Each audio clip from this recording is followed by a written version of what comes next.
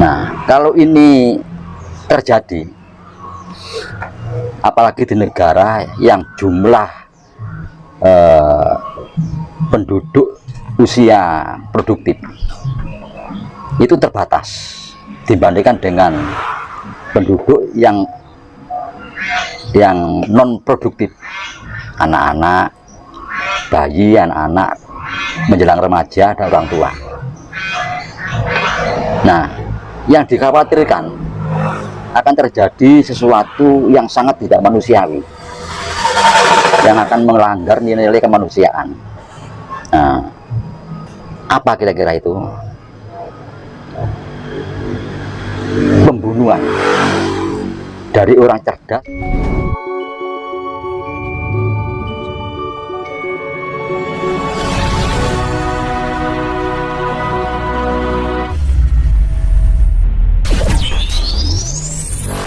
Baiklah kawan-kawan semuanya, pada episode kali ini Mbah Gatot akan menjelaskan kepada kita semua tentang hakikat ruang dan waktu.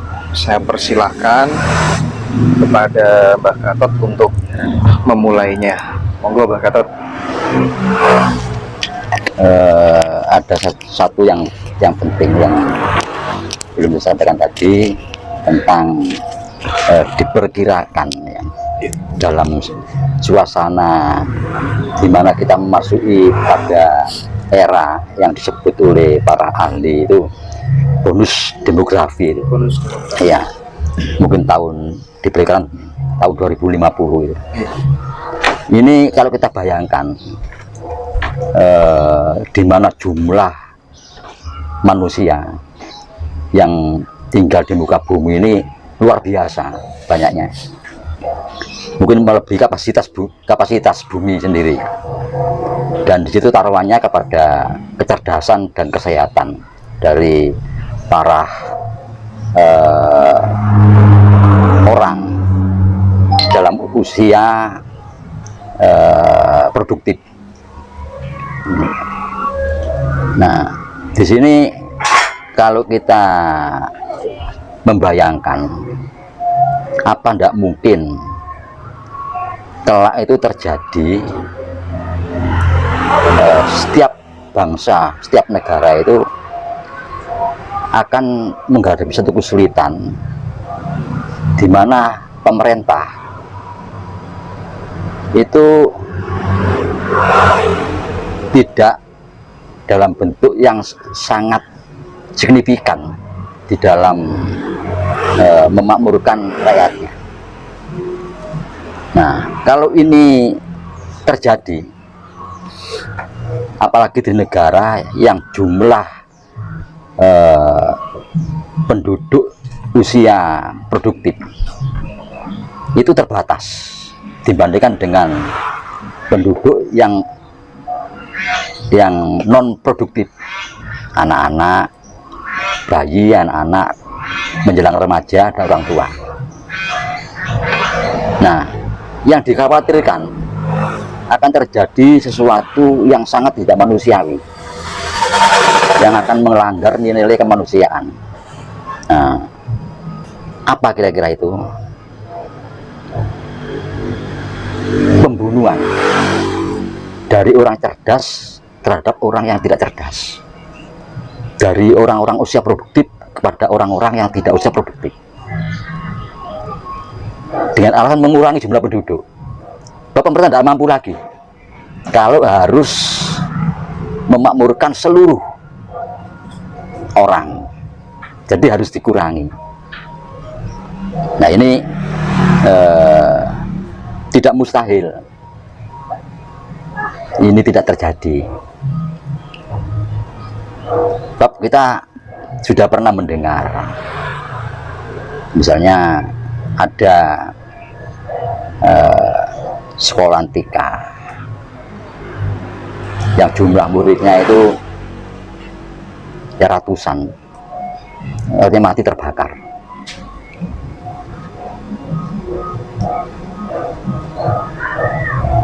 Jadi kelak itu akan berhadapan di setiap negara antara penduduk yang berusia produktif,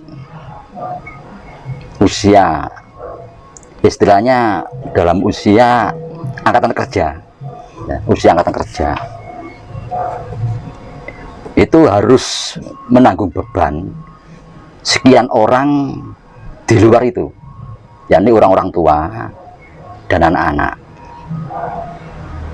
Itu dimana disebutkan tergantung kecerdasan dan kesehatan dari penduduk-penduduk yang usia angkatan kerja itu. Tapi memikul beban semacam ini kan sangat dirasakan juga oleh pemerintah.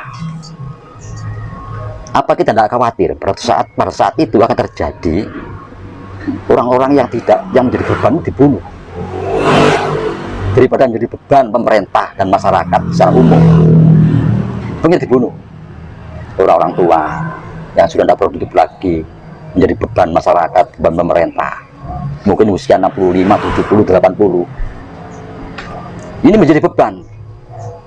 Nah, disinilah mulai kita sudah tidak lagi memperhatikan tentang nilai-nilai kemanusiaan. Itu sangat dikhawatirkan. Ini harus kita bayangkan keadaan seperti itu terjadi. Orang gila, daripada jadi beban masyarakat, dia harus makan, dia harus berpakaian, dan dia harus berpendidikan, lebih baik dibunuh. Orang bodoh menjadi beban orang cerdas, dia tidak produktif, lebih baik dibunuh. Ini kalau ini terjadi, kita semacam makan buah si malakama, dibiarkan menjadi beban, dibunuh, berubahlah peradaban manusia kembali menjadi orang-orang yang buas. Ini yang dikhawatirkan. Kita tidak khawatir dengan perpecahan, dengan latar belakang apapun sekarang ini, karena kita sudah mulai sadar bahwa kita ini harus rukun. Pelan-pelan kita sadar kita ini harus bersatu. Tapi tentang suasana semacam yang digambarkan oleh para ahli tentang 2050 ini, itu bisa terjadi. Ini yang perlu dipahami dan harus dikhawatirkan. Nah, paling tidak kita di Indonesia ini, kita harus bagaimana, apa yang harus kita lakukan, maka agar kelak itu kita semua menjadi sehat dan cerdas dalam usia apapun, usia berapapun. Itu yang kita harapkan, panjang umur, sehat dan cerdas, sehingga tidak menjadi beban orang lain. Ini yang kita ambil, jalan keluar yang kita ambil, jalan keluar yang kita ambil ini sebaiknya. Jadi kita tidak membagi manusia dalam bentuk angkatan kerja dan non angkatan kerja, enggak. Tapi bagaimana kita menciptakan hidup yang cerdas dan sehat. Ini yang penting, yang pokok. Nah, oleh karena itu kita coba kembali kepada paham kita masa lampau. Salah satu, kita harus memahami dulur papat lima pancal. Nah, di sini harus kita pahami secara tepat bahwa kita hidup ini jelas raga kita ini dari 4 unsur alam: tanah, air, udara, dan panas. Dan kita hidup di muka bumi ini harus selalu mengingat itu. Bentuk praktis yang rasional dari kehidupan kita sebagai makhluk, di mana bahan baku kita secara ragawi dari 4 unsur. Kita setiap hari harus bersentuhan dengan 4 unsur itu. Kita harus menciptakan suasana ini segar udaranya, sehingga kita tiap hari menghirup udara segar. Kita setiap hari harus mengkonsumsi air dari sumber. Kita setiap hari harus terkena panas matahari. Kita setiap hari harus menginjak tanah secara langsung. Ini tidak boleh dihentikan ini. Kebanyakan kita satu ini yang lupa, menginjak tanah langsung. Ini yang kita lupakan. Kita pakai sepatu, sandal, karpet, tekel, keramik, porselin, aspal. Nah, kita lupa bahwa kita ini harus menginjak tanah. Satu, ada hubungan resonansi antara tanah dengan kita, sama dengan udara dan air tadi, dan panas.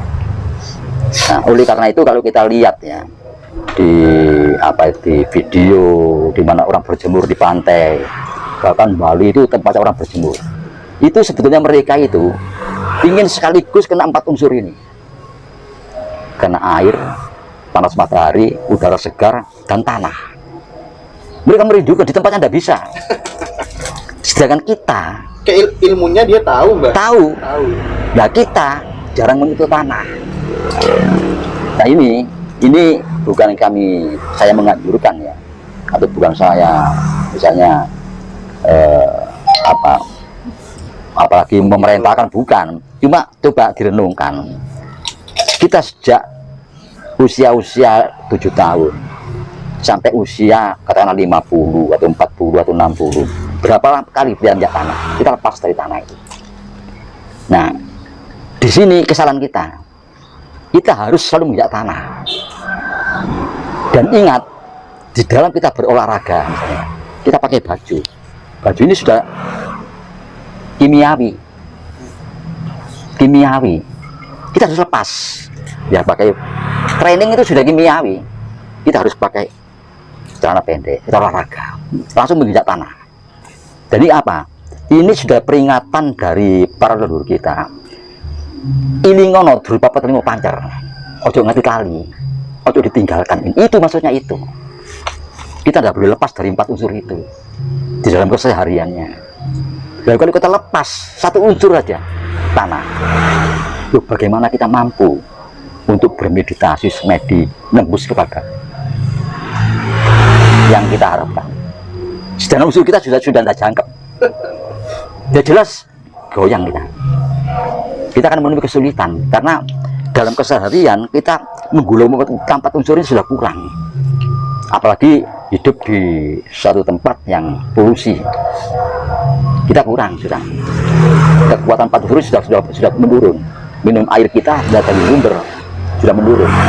Kita apalagi tidak menginjak tanah. Ini bukan peringatan ya, saya sebagai orang tua mengingatkan saja. Jangan lupa setiap harinya 4 unsur harus disentuh. Minum air, injak tanah secara langsung. Iya, karena udara segar, panas matahari. Yang dilupakan tuh menginjak tanah. Ini pokok. Sebab apa? Tanah ini betul satu unsur dari 4 unsur ini. Tapi tanah itu mengandung 3 unsur yang lain. Tanah ini mengandung 3 unsur yang lain. Lengkap tanah ini. Unsurnya lengkap. Belum lagi gravitasi bumi. Ini yang sangat penting. Jangan meremehkan gravitasi bumi. Ini yang penting. Demi kita menginjak tanah, kena gravitasi. Nah, kita menyebut tanah ini ibu pertiwi.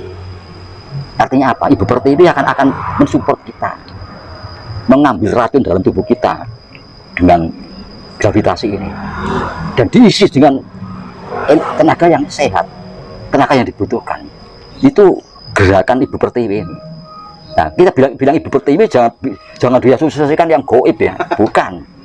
Tanah ini tempat tumpah darah kita, di mana kita lahir itu menumpahkan darah di sini, itu akan aktif membantu kita dalam bentuk mensupport tenaga pada kita dan menarik kembali semua racun dalam diri kita. Untuk tanah ini penting sekali. Ini yang harus kita pahami sebagai pemahaman dasar keseharian. Kita harus tetap berhubungan langsung dengan 4 unsur ini. Itu kunci. Nah, kalau kita lalu berbicara manunggalika polo gusti sakan parang, tapi dalam keseharian kita sudah lemah, sirkulasi 4 unsur lemah pada diri kita. Nah, lantas unsur yang kedua, kita punya indera kita ini harus selalu kita fungsikan. Apa artinya? Kalau tidak fungsi, sama dengan melamun. Nah, ini yang bahaya. Yang bahaya orang yang tidak memfungsikan inderanya. Misalnya kita naik sepeda motor di jalan, kita mestinya harus fokus kepada apa yang kita hadapi. Tapi kita melamun, itu namanya kita tidak barengi berupa 45 pancar. Ini maknanya tidak bersamaan dengan berupa 45 pancar, karena ini indera ini. Nah, oleh karena itu yang tadi saya sebutkan bahwa pituduh atau wisik ya, atau apa saja, ilham misalnya, tentang itu terjemahnya di situ, terjemahannya. Nah, terjemahan ini yang harus kita pahami dulu. Terjemahan berikutnya akan datang dengan sendirinya, bukan kita. Itu kehendak beliau sendiri. Tapi terjemahan awal ini yang harus kita pegang dan kita lakukan. Baru nanti terjemahan berikutnya akan muncul dengan sendirinya. Sama yang tadi dengan sakan paring dumadi manunggule kawula Gusti juga begitu. Jadi tentang pemahaman secara rasional itu kita ciptakan dulu. Kita ciptakan dulu, baru dan kita laksanakan. Nah, baru pengertian-pengertian yang sifatnya irasional kan muncul dengan sendirinya. Ini lepas dari lagi kalau ajaran Kasampurnaan itu juga menyangkut penemuan-penemuan teknologi. Nah, ini akan muncul setelah kita paham dan melakukan tentang kepahaman yang rasional ini. Ini akan muncul dengan sendirinya, akan menambah kecerdasan, akan muncul dengan sendirinya. Tergantung apa ya, bakat kita masing-masing. Kita masing-masing. Nah, berarti kita menyebut cedak tanpa sesenggolan. Tapi apa ini maknanya secara rasional? Nah, setelah ini kita pahami dan kita lakukan, yang irasional akan muncul sendiri. Itu akan muncul sendiri.